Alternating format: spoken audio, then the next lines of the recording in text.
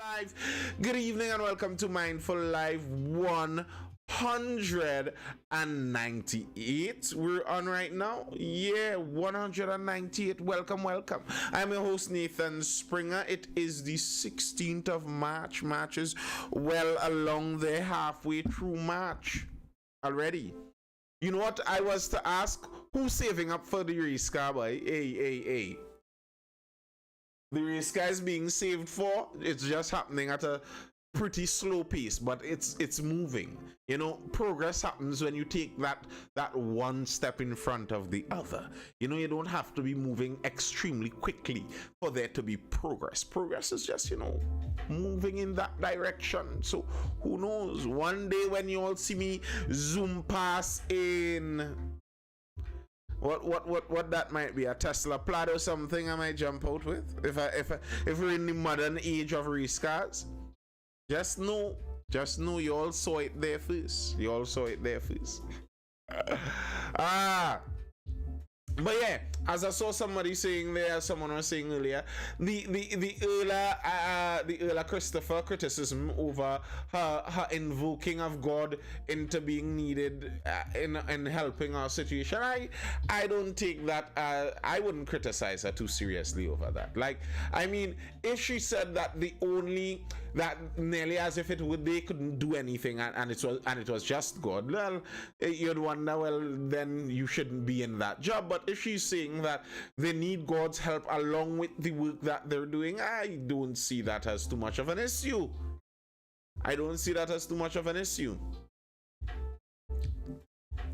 I hear the lotto is 21 million though. You sounding like Imbert the way you talk about slow progress. Imbert is the polar opposite to me. I am a tall man of rich melanin tone. He's a short man of much lesser melanin. So, you know, we're not on that same spectrum in that sense. Yeah, 21 million. 21 million is the new lotto. Never played lotto in my life, you know. But the way they announce that, the way they keep announcing it is just, you know, entice you, like, just make a try. To be honest with you, like the pick two and play way and all of that makes no sense to me. That whole kind of lucky business and you're only getting 30 to 1 at best. Like that, the maths in that just doesn't seem practical. But the lottery, you know, the way how they portray lottery, you know, you just go and buy a ticket and you take a chance. Who knows? You might win 21 million. That's a lot of money. That $5 does hurt in an Nathan. What the I do $5 for the lotto ticket. $5.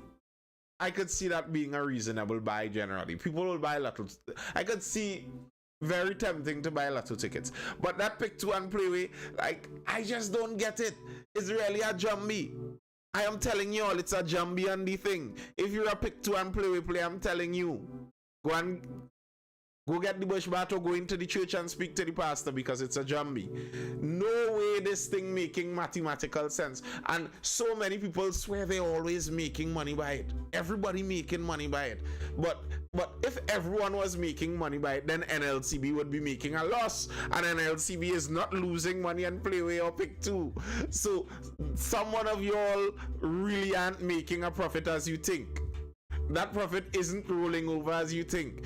When the year passes and you think, yeah. When I hold a mark, when I hold them, I hold them for big numbers. Yeah, that's once every 3 months.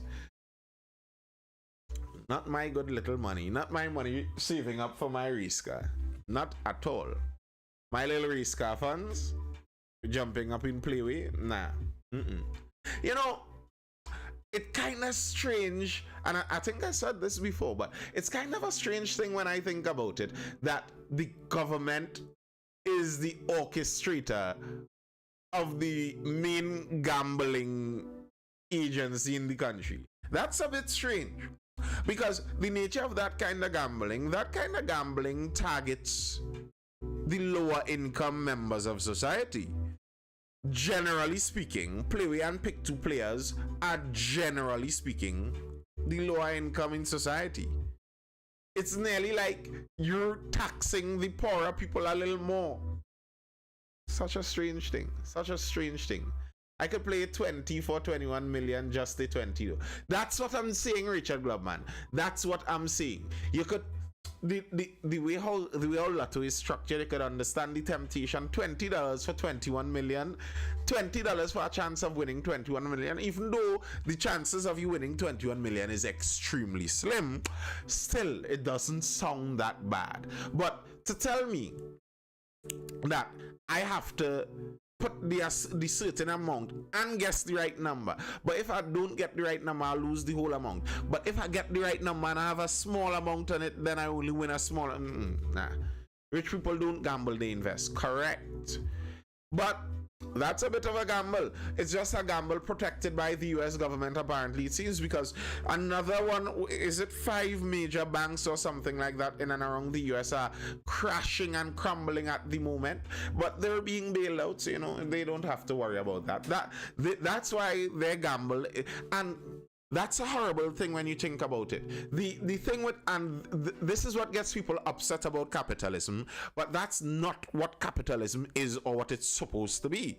You're not supposed to bail out a failing company. If a company failed, it's because they were not right for the market and they were supposed to fail. But if a company fails and you bail them out, what you're doing is you're allowing bad market decisions to be able to stand in the market. That's crony capitalism, and that's what creates some of that real disaster going on in the United States there. Their whole system of printing money and then raising rates and then print more money to balance the rates that they just raised, and insanity. Chai Pan, I was very close when it was at 16 million and I could kick myself. Ha. Well, it's at 21 million now, you know, Nisi. Just saying. If you were close when it was 16, BWIA, failure over the decades. Okay. Maybe, but it's also granted that probably the vast majority, is it? I think that's what I read once. The vast majority of airlines are not profitable actually, because the whole airline business is very difficult to run a profit on.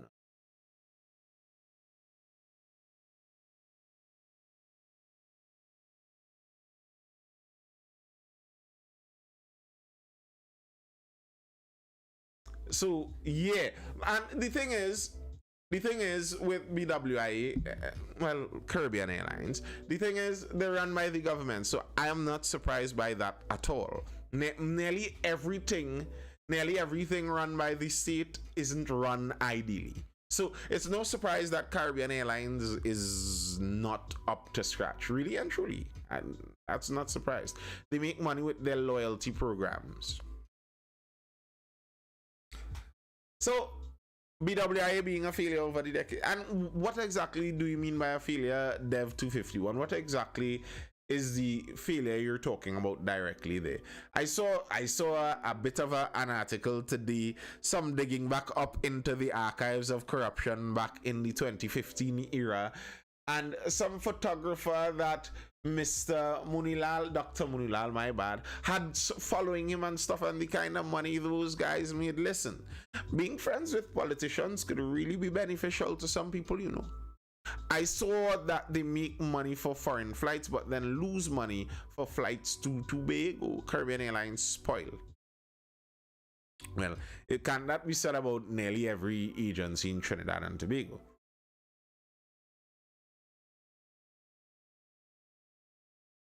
They lost about 2 million in order to keep the flight cheap. Yeah, I remember they were discussing that. They were discussing how difficult it is to keep the flights between Trinidad and Tobago at the price they are. To keep those prices at the current price, to keep them down. And many people seem not to understand this. So you could say that they're failing, but it's according to what you consider their mandate to be. If you're expecting them to be profitable, then you can't complain if they raise their fares between Trinidad and Tobago. But if you're expecting them to fulfill a kind of social role there, where part of what the Caribbean Airlines does, being that it's partially owned by our state, part of what they do is allow a reasonably priced service in between Trinidad and Tobago. You can't actually have both of those things at the same time, and that's just the reality with most things. For those of you who did some economics would know the whole idea of opportunity costs, that you can't do everything. If you marry Becky, you cannot marry Janice. They're exclusionary decisions, at least in countries where bigamy is a crime. They're exclusionary decisions. So if you choose one, you cannot choose the other. And there are many decisions like that in and around life, and in and around society, and of course coming from the government too. Good evening, Curvon. Reeve says all I want is for their flights to be comfortable, but like that's too much to ask for. What's so uncomfortable about the flights? Are you talking about the inter-island flights? I don't find them to be particularly uncomfortable. Cal is using Tobago for their other failures. You mean they're using Tobago as the excuse to hide the other failures that they're involved in, making it seem like Tobago alone is to blame while they're failing otherwise too? I wouldn't necessarily doubt that. I wouldn't necessarily doubt that, but that doesn't change the fact that Tobago is in the equation, and people have to ask themselves that question. So I was reading also that UE is losing money, and part of the suggestion someone was saying was make sure not to raise the fees on students, and they were saying because the idea is UE is not supposed to be for profit, and I'm wondering, like, okay, but when you make those kinds of decisions, you have to make it clear. Is it that UE is a public service? It's a public good that we're putting out there because it would benefit our general society, and it's not meant to be profitable? Well, then you would run it one way. Or is it that it is meant to be profitable and you're trying to make maximum bang for your buck out of this? Okay, well, then you run it another way. But to me, I don't like the whole kind of the Schrodinger's institutions they do with some of these things, where it's there. One moment they're saying it's not about profit, it's not really about profit. It's about providing the service for the citizens. And then in the next moment, they're talking about the profitability of it. I mean, the two of them are not the same, and they don't necessarily go together. Reeve says foreign flights, also Wi-Fi on planes is common practice for other airlines. Sigh. We could talk about the Wi-Fi on planes for real though. Wi-Fi on planes would really be very beneficial for Caribbean Airlines. Hey, so again, I'm watching the likes. I find the likes looking a little low down there. Any of you inside of the chat, if you're there, make sure you double tap that screen. Get those likes flowing. That's how you like the video. If you were ever wondering, you double tap the screen and the likes come pumping in. So get those likes flowing. It allows the video to be sent out there, the link to be sent out there to more people more quickly. So yeah, it's a Thursday. Good evening, Tony the Ambassador. It's a Thursday Talks. What's on your mind, folks? What's on your mind? What are we thinking about?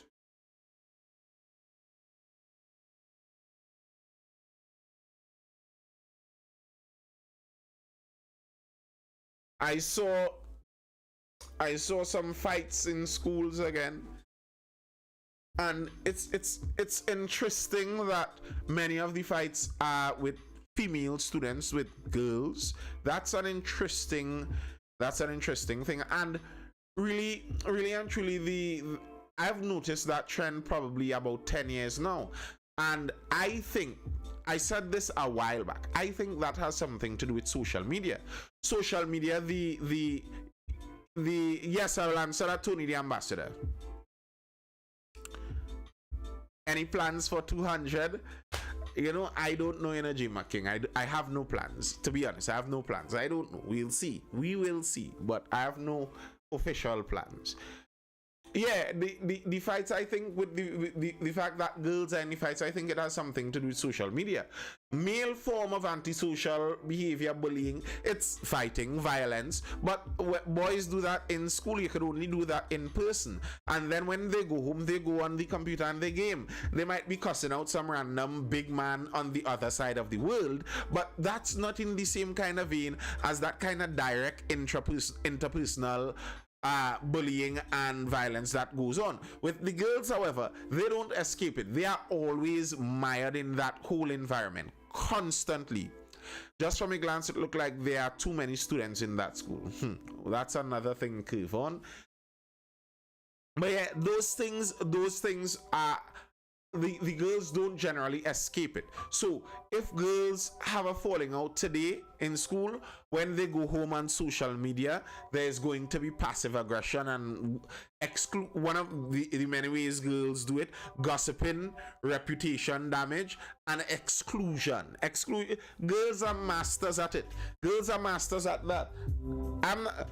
5-year-old girls understand the power of, I'm not playing with you. You see that statement?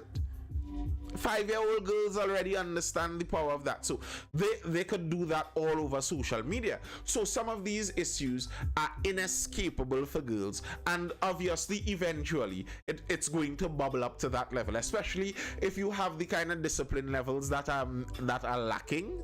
The discipline levels are lacking. Then you have the overexposure of social media. You have these things welling up. So no surprise there. Wide Leather says, decades now, Southeast Port of Spain have serious fights. Social media wasn't around then. Social media been around for about a decade at least. At least a decade. There have been fight videos from schools since 2004, 5, 6. So yeah, I'm not saying that the increased prevalence of phones and social media doesn't have an effect on it, but it's not one and the same. And I think people are being a bit dishonest with that. All children in schools had camera phones for over 5 years now, and I'm using all generally, of course. I'm using all generally, not literally all, but the vast majority of children in schools have had camera phones of some kind for over 5 years now, 6, 7, 8 years now. Since I was in secondary school, like over a decade ago, the vast majority of children already had camera phones. So being able to record fights has been a thing. It's not just that social media and cameras are making it seem like the violence is increasing. No, some of the violence is looking like it's increasing because they are becoming much more reckless also. They have less care for who sees, they have less care for where they do it, they have less care for who is around when they do it. They're fighting with the police right there with them, and it's girls fighting. I mean, these things may have happened before, but they were not nearly as commonplace. It is increasing in frequency and in severity. I believe so. Thoughts on the DPP matter? I think that DPP matter is one of those things that shows the problems with governance that we regularly talk about on this live. You see, the dispersal of responsibility, the spreading out of responsibility, it causes the spreading out of accountability too. That video is a commercial for homeschooling. Well, I don't need any more commercials, I could tell you that. Speaking about commercials for homeschooling, just so you know, this is all brought to you by MindFULL Education. MindFULL_education is our page over there on Instagram if you're interested in that. We offer learning pods, and yes, all learning pods are up and running. We have quite a few running already. If you are interested in that, we have pods starting from the preschool level going right up to CXC. The intention is to provide that more homeschooling style teaching environment with much smaller classes and much more comfortable learning for the students there. So if you are interested in that, be sure to hit us up. But yeah, about the DPP, it's one of those issues where the spreading out of responsibility causes that spreading out of accountability too, where it's nearly impossible to hold anyone accountable. The issue here, lest anyone forget, is that there was a corruption case that fell through. And it's not the first one. There are cases that keep falling through. And part of the reason that they're falling through, well, that's why we are where we are. We're trying to figure out why so many cases keep falling through, why it seems so difficult for these cases to be properly prosecuted. Okay. Who is to blame? Well, the DPP is in charge of prosecuting the people who are charged by the police. So the police are at the start, they're there. The police are supposed to catch the people. The police are supposed to charge them and investigate. Thoughts on the American government contacting the PM concerning police shooting and removing assistance? Okay, I'm not sure about that. We run the DPP just now. So the DPP is supposed to be prosecuting people that the police charge. That's their job. But the DPP is saying he cannot properly do his job because he has 58 prosecutors when he needs something like 127. So he's functioning at about less than half of his need. What that causes is that each prosecutor is overworked. They have too high of a caseload. Each prosecutor has too many cases that they need to prosecute. If each prosecutor has too many cases, very likely the quality of their work on each case may decrease, and obviously the speed at which they could see about the cases would also decrease. That's what the DPP is saying. Okay, so then if a large part of the problem the DPP is having is that he has so few prosecutors, why doesn't he hire more prosecutors? Well, the reason he doesn't hire more prosecutors is because he cannot. He doesn't have power to do that. The power to do that is the Judicial and Legal Service Commission and the Office of the Attorney General. He cannot hire his own staff. So he's at the mercy of those other factors. Tony the Ambassador says the problem are multiple because across different agencies that all have backlogs. Yes, that's exactly the problem. And it makes it very difficult to find out who or what to blame. So the DPP threw off the blame. It's not really the blame on the DPP's office. The blame is outside of our office, things that we don't control. The Prime Minister comes now and the Prime Minister says, well, we provided them with a building, a massive building that they aren't using, some $30 million or something like that. They retrofitted the building, outfitted the building with all kind of security measures, and they aren't using that building. Now, personally, I don't find that to be a proper response to the problems the DPP rose. So, the DPP asked about manpower, and the Prime Minister brought up building. That's the wrong answer for the wrong question in the first place. But okay, that's one issue. To me, that brings up the question of who are we paying for this building that we aren't using? That 30 million. Who is sitting on that 30 million from the taxpayers' money for something we aren't using? Just by the way. Okay. Now, I was reading members of the DPP's office. In answering that, they said also that was out of their control. They work on the advisement of the special branch because the special branch is trained in understanding threats, evaluating threats. They don't work vice. They work with what the special branch recommends. And the special branch recommended to them that they don't use that building yet because the building is not secure. Even with the $30 million, the special branch says the building is still not secure. So what are they supposed to do? Again, that dispersal of accountability, it's not the DPP office's fault because they work with the special branch. It's not the special branch office's fault because they're just working with what they see. So who is there not creating the security? The government is saying they're spending 30 million on it. So then how come the building still isn't up to scratch according to the special branch? I'm curious. Things are not as simple as we like them to be. No, they are not.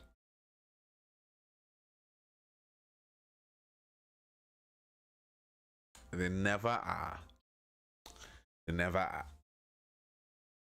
And then even the Attorney General jumped in and he said that the office of the DPP, they are underperforming. And that got some of those state councils angry. They wrote a letter to the AG about this. How dare you say that we are underperforming? And here's the thing. I think they're both right. The Attorney General is right to say that the office of the DPP is underperforming because they are underperforming. They are not performing up to scratch. However, the state councils, the state lawyers, state attorneys at the office of the DPP are also right to say that we are working extra hard. Because it's not that they are not that they are working under the level because they are lazy. They're not up to the mark because they aren't properly supplied. They're underperforming because they aren't properly supplied. It's like if you have a race being run, a bunch of teenagers running a race, and you starve one of them, they're going to underperform in the race.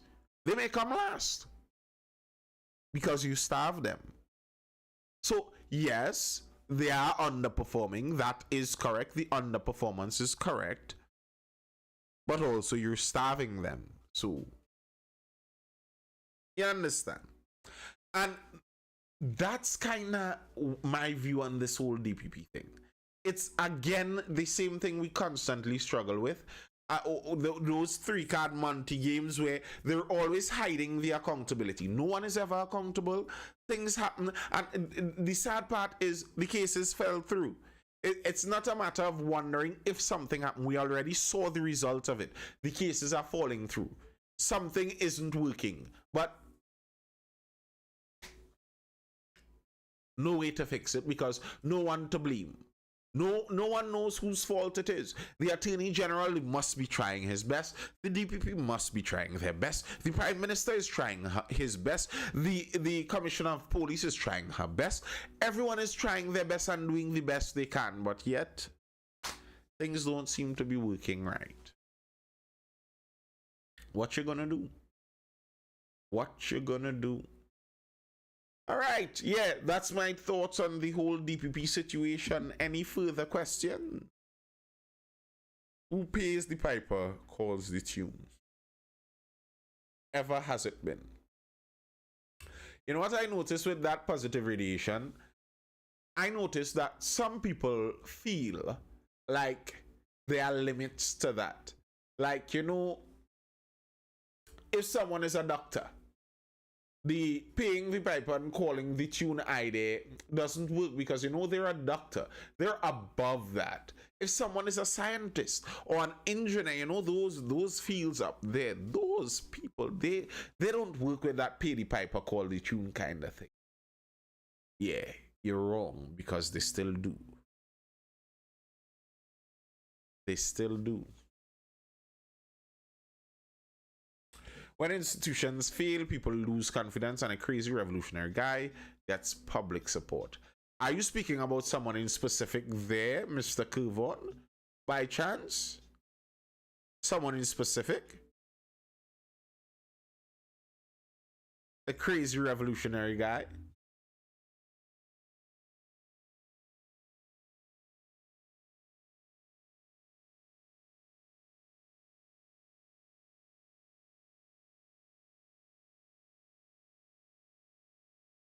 I have no idea. What's that? WD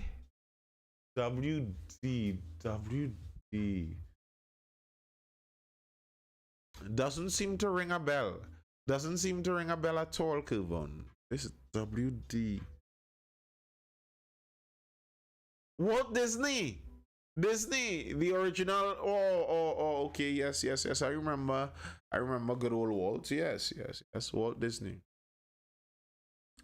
Positive relation says you saw the case where the jazz committee member took THA to court. No, I did not see that. Good night, Judd Mohammed, because he did get the contract to supply lights for jazz. What? LIGTBS? What's that? And they revoked his contract or something like that. Man, THA is giving contracts like rain. Tobago seems to be the place to be if you're a contractor of late. This THA intends to get that infrastructure budget spent. Yeah. Thursday evening, folks. Any further questions or comments? Positive radiation. I was telling Aleki earlier, I was in Tobago for 2 days, you know, man. Tuesday and Wednesday, I was over there.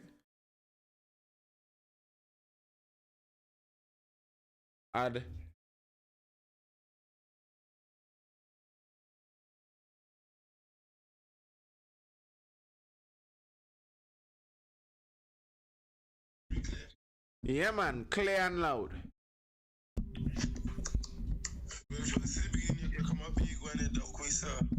How you mean I ducked you? Moving on smartly. I was just asking if you heard the case where a member of the planning committee for the Tobago Jazz Festival took the Jazz Festival committee to court because he didn't get the contract to supply lights for the said same Jazz Festival. That is the one I'm talking about. But why was he supposed to get a contract? I'm not discussing all of that, you know. I'm just saying if you saw the article. No, I didn't see it. And when it went to the High Court, it was a very interesting and intriguing read for someone who's into governance. I'd look for that. I'd look for that. I find that very interesting. Like, how does he have how do they owe him the contract? Like, on what grounds he has that authority? I am of the opinion you can do the wrong thing long enough that it becomes right and it becomes comfortable, and you don't realize that you can implicate yourself by fighting for yourself. It sounds very comical to me. Yes. You could kind of see what is being said and what isn't being said. Correct. And on that topic, it's just so laughable. Imagine you clearly see if a different outcome took place a year ago. If a different outcome took place, you clearly see what would have been the continued nature of affairs. You clearly see what would have continued. This matter that they come and show their whole self and lose miserably. Because the THA and the Festival Commission was well defended. Let me tell you something, Nathan, this is entertaining to me. Anybody who has any idea what you're going to laugh your belly full. You hear this individual got too comfortable, they got cocky. And you still sit as the CEO on the board. And you so bold. You so bold to take it to court? Like... And he's also the CEO of a company under the same division, He took a sister company to court. That's so unwise, because you draw attention to yourself, though. By doing that, you're drawing unnecessary. You know what that is like? The bank that crashed, one of the biggest banks that crashed, the second biggest bank crashing in the history, that crashed in US, the Silicon Valley Bank. One part of the reason they crashed is because they were touting that they were one of the best stocks to buy, and they won Bank of the Year award. So people were like, okay, this bank must be good. So they started to investigate into the bank and recognize that the bank was actually in some debt. And then people who had their money inside of it went on a bank run to take their money out. The bank didn't have the money and XYZ happened.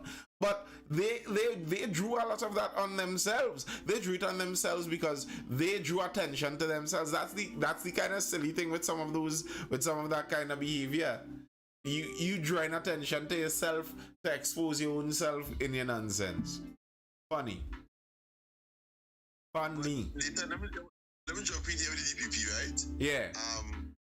That DPP matter to me is just so comical in some instances. Here's why. The DPP, no matter which government, whether you're talking about the People's Partnership government or this government, the DPP, and we know it's the same individual, right? It's the same Roger Gaspard, it's the same DPP for a while now, right? He has been complaining for a very long time now. I think even the Chief Justice have been complaining about some of this stuff on them, right? He have been complaining now. Why not know he complaining? It's not like yesterday he had to jump out of bed and say, well, I had these problems. No, he complained a long time. There was a report laid in 2015 with him requesting more. And it was laid and they said they would give him more. So right, and this government here have been in power for about 7 years now, right? So for the Prime Minister, when the DPP come out and well, just because a case that was initiated by PNN government fall apart, the first thing he decided to go and talk about the building. But the DPP have some challenges, and even here, prosecutors who work in the office Director of Public Prosecutions, they actually saying that they are tired, they are overworked, they have a lot of things to say. So the first thing they come and say is that you're paying for this building, but you're not resourcing. One of the main complaints from the DPP is resources. It was never a building, it was resources. Right? So to come and see a building, we give you a building, to me, and that as a Prime Minister, he should have never come and made that statement. So it shows that, okay, you're not too concerned about how we prosecute things in this country. You're not too concerned. Because the DPP, you don't see the DPP, no political stuff. When he complaining because he want the resources to handle the prosecution. Just because a certain matter, they're looking at, well, to me, looking a bit off in the politics right now because that matter fall apart. That's something they should have maintained for so long. All of a sudden, but the next thing, they can't be unfair with the DPP now because remember, they signed a quote-unquote plea agreement with a state witness to give evidence to lock up a previous AG and a previous opposition senator, and without the knowledge of the DPP. So all of a sudden now, just because of matter that the DPP was handling fall apart, you vexed with him. But they don't know what's going on. But the thing is, the matter that fell apart on good grounds, you know. Like, I not vexed with the DPP for calling off the matter at the moment when he called off the matter, you know. Witnesses dead. Witnesses reach too old. They're in foreign. When witnesses so old, almost surely the defense, and you know them men have real good defense. The defense go in and say that their testimony is no longer reliable. 20 years ago, they're talking about something out of memory. Their testimony isn't reliable anymore. The defense is going to make that claim, and they're going to make a what's the word for it? As it were an unfair prosecution claim, because it would not make sense to continue the matter. And that's the point. That's the point that the DPP was making. Part of his job is to evaluate that, and by evaluating that, he saw that it made no sense. Now, it doesn't make sense to me to attack him on calling off the matter at that point, because that made sense. I didn't want to just go on with the matter, paying for it and not getting any solution out of it anyway. The real problem to ask, the real questions to ask, is why did the matter take so long? And we have to realize that part of it is just the nature of human systems. People who have more money are better able to escape in human systems. That has always been the case. The good book, the Bible, that talks about don't serve, don't love money, for the love of money is the root of all evil, the Bible talks about. That same book says that money answers all things. Money answers everything.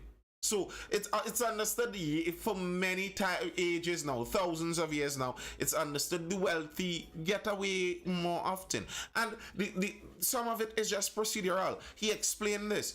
Everything, if you have a judicial review question, you get to bring it up before the case is called, and it makes sense. You can't be upset for that. You have to be able to air those things out. You want to know if the procedure was done right. You have a right to bring that question forth. You carry it to the High Court. They they cancel it down, you raise it to the appeal court, they strike it down, you raise it to the Privy Council, and they may strike it down, and then you do it again with another issue, and another issue, and another issue. Good night, success breeds enemies. Yeah, they do that over and over and over again, and they have the money to do it. And I don't know if you all forgot, we were talking about Jack Warner and similar things like this. Jack Warner has an extradition request for him for over a decade now, or the better part of a decade now. And he's just launching suit after suit after suit. And a lot of the idea is just to delay the case. If you delay the case enough, usually what happens to this case happens. So first off, part of it has nothing to do with any side in politics. Part of it is just the problems of prosecuting wealthy people. That's part of it. Right. Also, the next side to keep in mind is this is not vindication to say that the case was political persecution in the first place and that they did nothing wrong, because according to the evidence laid in the previous matters, it seems pretty clear that lots of corruption took place during that whole ordeal. So this doesn't show innocence, it just shows that they were able to bide out the time and escape getting prosecuted for it. So just to add in here, right? I'm not saying that they are innocent, or not saying that they allegedly didn't do anything. I'm not saying that at all. It's just exactly the point you made is that they were able to ride it out and the case fall apart, right? But the next thing that will also happen when they have a party full of lawyers, because these people they're smart. You have a party full of lawyers and you have a party that's not full of lawyers. So what smart? The thing is, both parties full of lawyers. Politics full of lawyers. And I hate that. I hate the idea that these lawyers, who are known to be some of the slipperiest people in terms of profession, are the people making the laws for themselves to work with. Something just seems a little much with that for me. The amount of lawyers in the whole system, I don't trust those guys at all. And that's why when people talk about things being legal or not, when people talk about that dealing with politicians, I say these people are not thinking. Your barometer for judging politicians isn't supposed to be based on legality, because the politicians get to decide what is legal.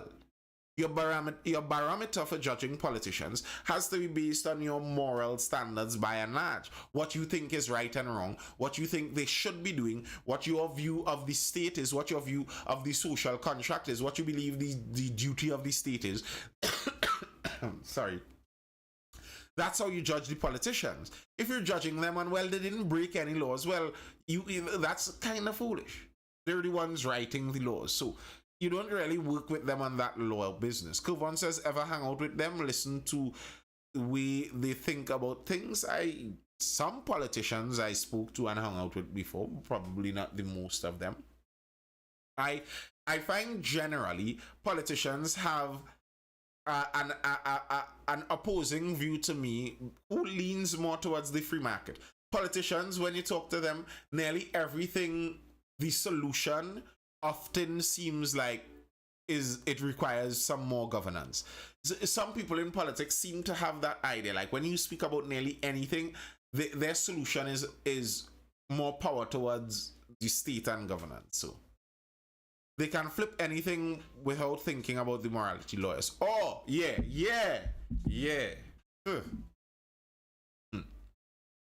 Remember, it was Mr. Basdio Pandey that coined the statement, politics has a morality of its own.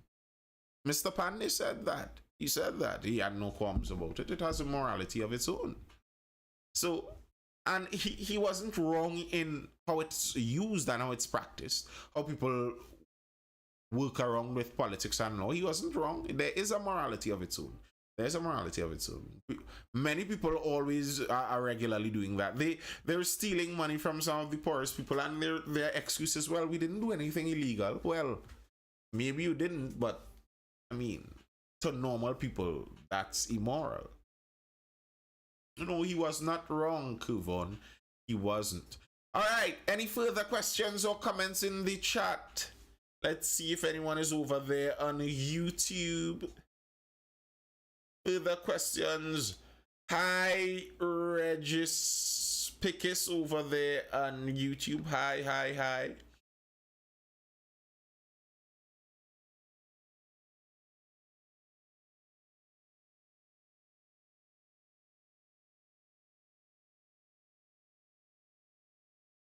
Yeah. Any further questions or comments, or is that all for the night?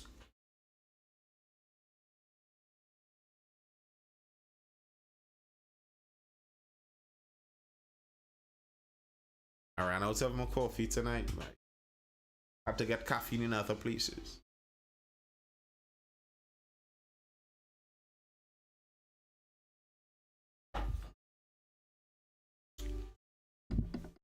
All right. It seems like there aren't any more questions or comments, and if that's the case, we'll bid each other good night. And I will see you guys for the next Mindful Live, which is going to be tomorrow evening. Trying to get back into the groove after, you know, the little hiccup for this week. Yeah. Good night, people. It was nice. I hope you were educated, informed, or entertained. This was the Mindful Live. I am your host, Nathan Springer. I will see you guys again for the next Mindful Live, which is going to be... Oh, no. That's not going to be tomorrow night. My bad. There'll be no Mindful Live tomorrow night on Friday. My error. None. I will see you guys again Monday night for the next Mindful Live. And if you are subscribed to my YouTube channel, be sure to be subscribed. If you are not, head over there, hit that subscribe button on Nathan Springer over on YouTube, and there are videos that drop there pretty regularly if you enjoy that kind of content. Until next time, folks, it was nice as usual. Peace. Hold it down. Laters.